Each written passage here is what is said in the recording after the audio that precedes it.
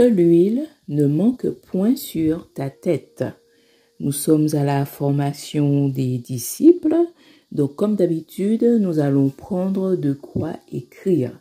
Donc, premièrement, notre texte de base sera dans Ecclésiaste 9, verset 8. Qu'en tout temps, tes vêtements soient blancs et que l'huile ne manque point sur ta tête. Chapitre 1, l'huile sur la tête. Nous allons lire donc le psaume 133. Voici, ô, qu'il est agréable, qu'il est doux pour des frères de demeurer ensemble. C'est comme l'huile précieuse qui, répandue sur la tête, descend sur la barbe d'Aaron, qui descend sur le bord de ses vêtements. C'est comme la rosée de l'Hermon, qui descend sur les montagnes de Sion, car c'est là que l'Éternel envoie la bénédiction, la vie pour l'éternité. Deuxième passage, le psaume 23. L'Éternel est mon berger, je ne manquerai de rien. Il me fait reposer dans de verts pâturages. Il me dirige près des eaux paisibles. Il restaure mon âme. Il me conduit dans les sentiers de la justice à cause de son nom. Quand je marche dans la vallée de l'ombre de la mort, je ne crains aucun mal, car tu es avec moi. Ta houlette et ton bâton me rassurent. Tu dresses devant moi une table en face de mes adversaires. Tu oins d'huile ma tête et ma coupe déborde. Oui, le bonheur et la grâce m'accompagneront tous les jours de ma vie et j'habiterai dans la maison de l'Éternel jusqu'à la fin de mes jours. Chapitre 2, fonction de l'huile. Premièrement, l'huile a une fonction de protection des pensées contre les parasites, donc contre le mensonge, les fausses doctrines. En effet, l'huile sur la tête des moutons était dans le but de les protéger contre les parasites. La deuxième fonction, c'est qu'elle permet d'être mise à part pour le service. Donc, elle va donc sanctifier les objets et les personnes. Petit a, donc, de ce deuxième chapitre, les sacrificateurs et les souverains sacrificateurs. Nous allons dans Lévitique 8, versets 12 et 30. Il nous est dit, « Il répandit de l'huile d'onction sur la tête d'Aaron et l'oignit, afin de la sanctifier. » Moïse prit de l'huile d'onction et du sang qui était sur l'autel.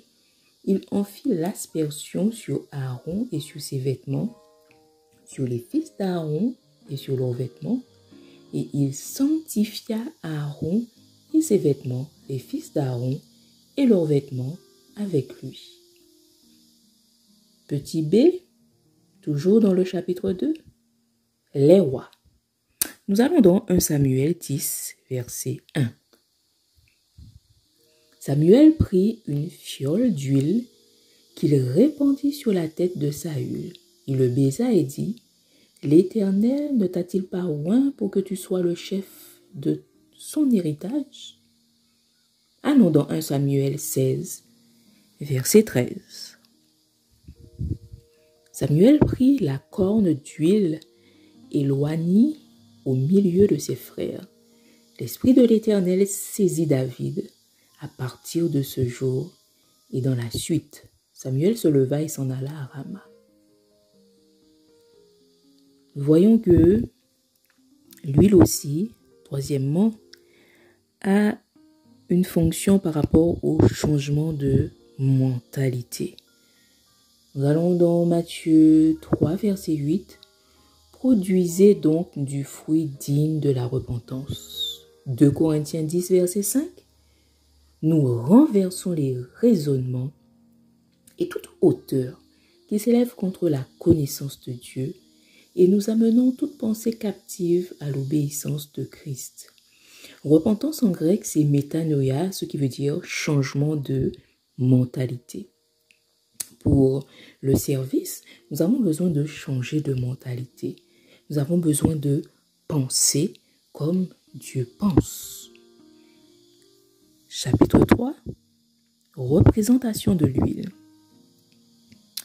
L'huile représente tout simplement la personne du Saint-Esprit. Alors dans Romains 11, verset 17. Mais si quelques-unes des branches ont été retranchées, et si toi qui étais un olivier sauvage, tu as été hanté à leur place et rendu participant de la racine et de la graisse de l'olivier. La graisse, c'est l'huile.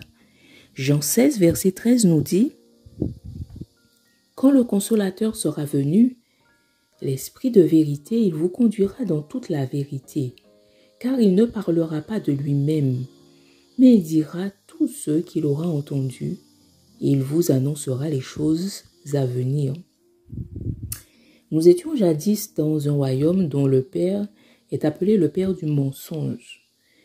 Afin d'établir toute la vérité, nous avons besoin donc du Saint-Esprit qui nous conduira dans toute la vérité. Hébreux 8, versets 10 et 11 nous dit ceci. Mais voici l'alliance que je ferai avec la maison d'Israël après ces jours-là, dit le Seigneur. Je mettrai mes lois dans leur esprit, je les écrirai dans leur cœur, et je serai leur Dieu, et ils seront mon peuple. Aucun n'enseignera plus son concitoyen, ni aucun son frère en disant « Connais le Seigneur », car tous me connaîtront depuis le plus petit jusqu'au plus grand d'entre eux. Prions ensemble, tout simplement. Père, dans le nom de Jésus, je me donne entièrement à toi. Oins-moi de ton huile pour te servir. Oins-moi de la personne du Saint-Esprit pour te servir. Que ma vie entière te glorifie. Amen. L'Évangile Plus vous souhaite un agréable moment sous le regard de Dieu et vous dit à bientôt.